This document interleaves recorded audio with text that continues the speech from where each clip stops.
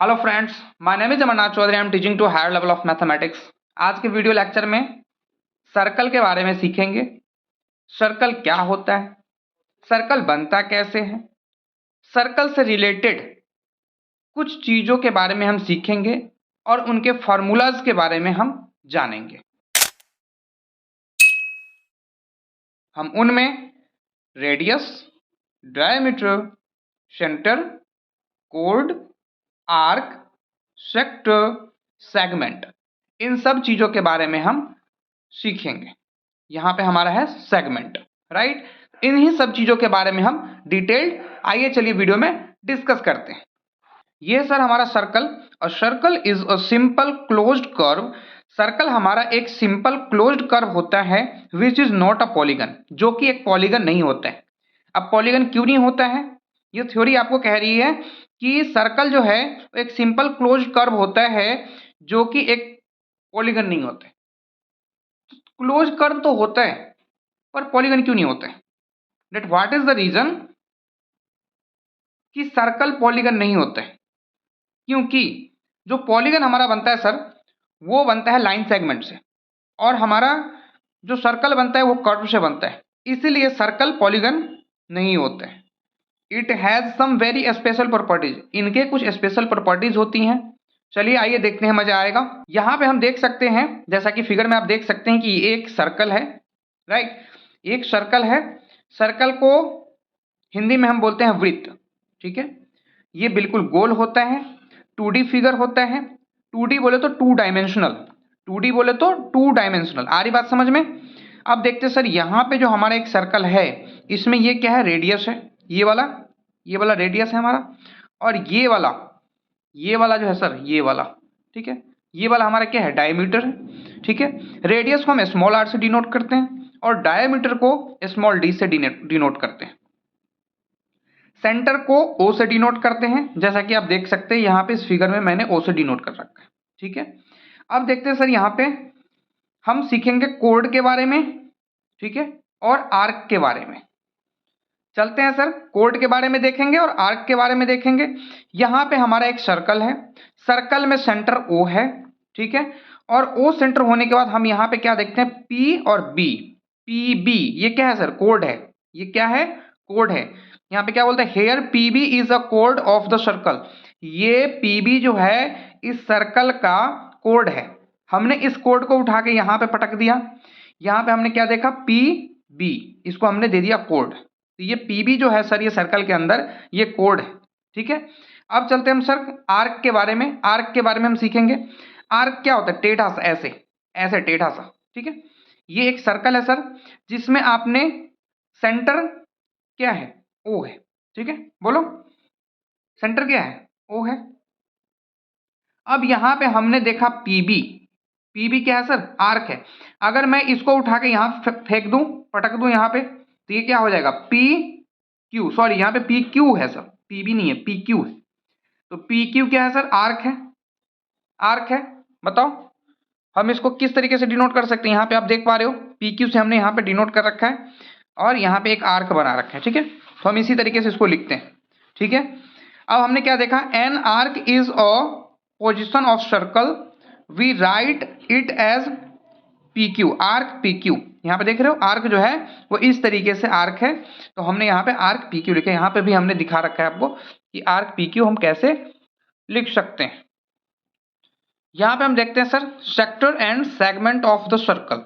Sector and segment of the circle, यहाँ पे क्या है सर, एक सर्कल है, इसमें हम सेक्टर के बारे में डिस्कस करेंगे और सेक्टर के बारे में डिस्कस करेंगे।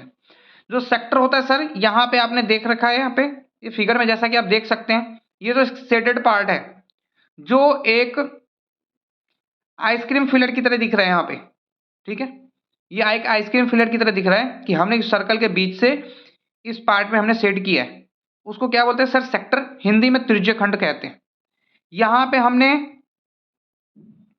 जो हमारा सर कोड होता है, कोड के बीच में यहाँ पे जो हमने सेट कर रखा है, राइट, ये वाला पार्ट, उसको हम सेगमेंट कहते हैं, हिंदी में वृत्तखंड कहते हैं। तो हमने यहाँ पे सेक्टर और सेगमेंट के बारे में डिटेल्ड डिस्कस किया सर, ठीक है स्टूडेंट्स। चलते हैं थोड़ा सा आगे कि हमने यहाँ पे रेडियस सीखा, डायमीटर सीखा, सेंटर सीखा, कोड सीखा हमने, आर्क, सेक्टर और सेगमेंट। हम इतनी चीजें के बारे में डिटेल्ड स्टडी कर चुके हैं। अब हमें इससे आगे चलना चाहिए, हम और भी फॉर्मूलाज को लर्न करेंगे। जैसा कि आपको मैंने बताया था कि रेडियस को स्मॉल आर से डिनोट करते हैं और डायामीटर को स्मॉल डी से डिनोट करते हैं। यहाँ पे एक सर्कल है सर, मैं अच्छे फिगर नहीं बना पाया हूँ, बट एडजस्ट कर लेना मेरे दोस्त। यहाँ पे क्या है, आर है जो हमारा रेडियस है, ठीक है। मैं अब सर्कल का एरिया निकालूंगा, एरिया ऑफ सर्कल। बताओ क्या होता है, एरिया ऑफ द सर्कल क्या होता है मालिक? पाई आर स्क्वायर। क्या होता है सर? Pi r square. जहां पे पाई की वैल्यू क्या होगी, 22/7 या 3.14?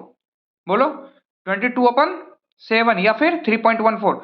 लेकिन 22/7 या फिर 3.14 पाई की अप्रोक्स वैल्यू होती है, एग्जैक्ट वैल्यू नहीं होती है। आ रही बात समझ में? पाई की वैल्यू 22/7 या फिर 3.14 एग्जैक्ट वैल्यू नहीं होती है, बिल्कुल नियर बाई की वैल्यू होती है, एग्जैक्ट वैल्यू नहीं होती है, अप्रोक्स वैल्यू होती है, ठीक है। ठीक है, पाई एक इरेशनल नंबर है।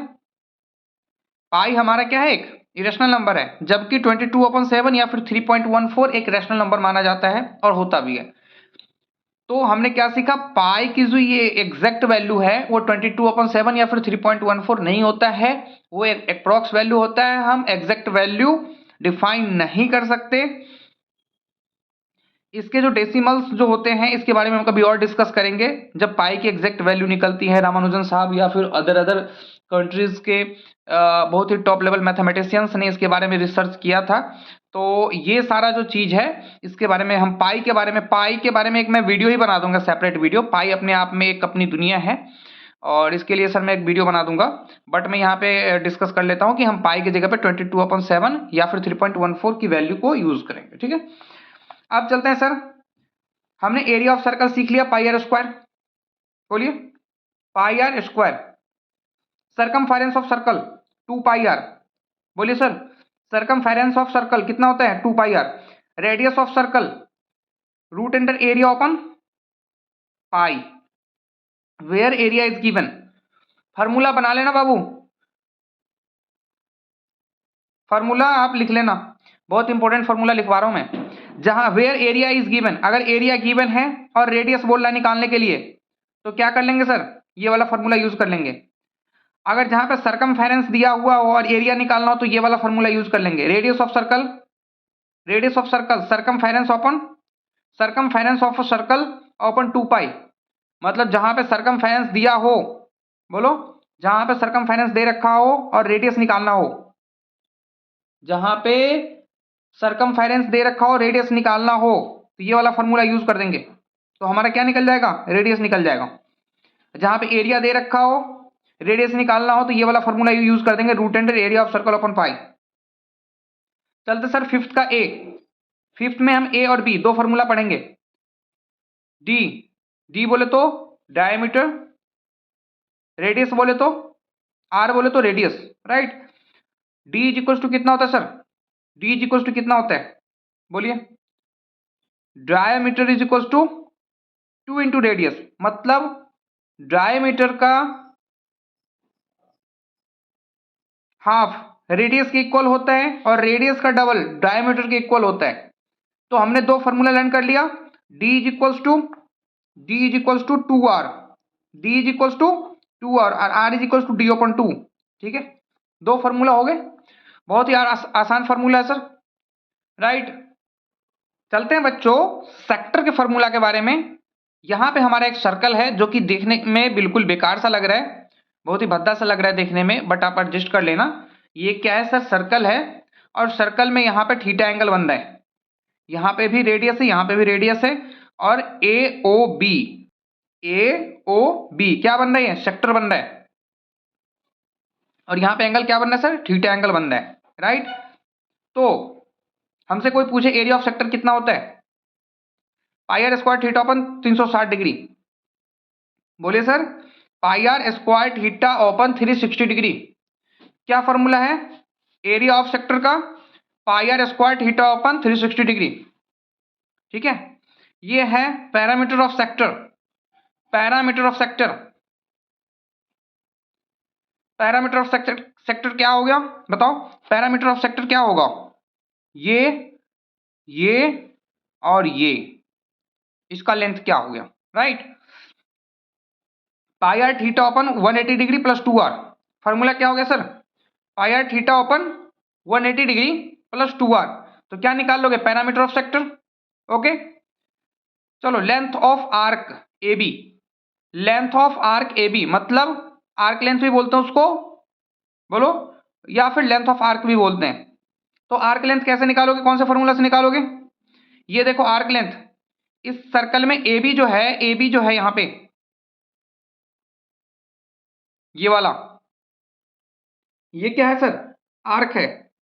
बोलो, ए बी जो है ना, वो क्या है? ये आर्क है। ये ठीक है सर।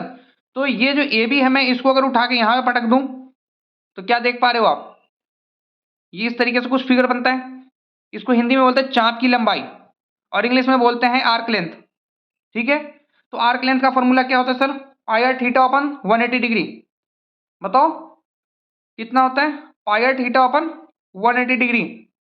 आगे चलें, एरिया ऑफ सेक्टर, जहां पे क्या हो, आर्क इज गिवन, मतलब आर्क लेंथ गिवन हो।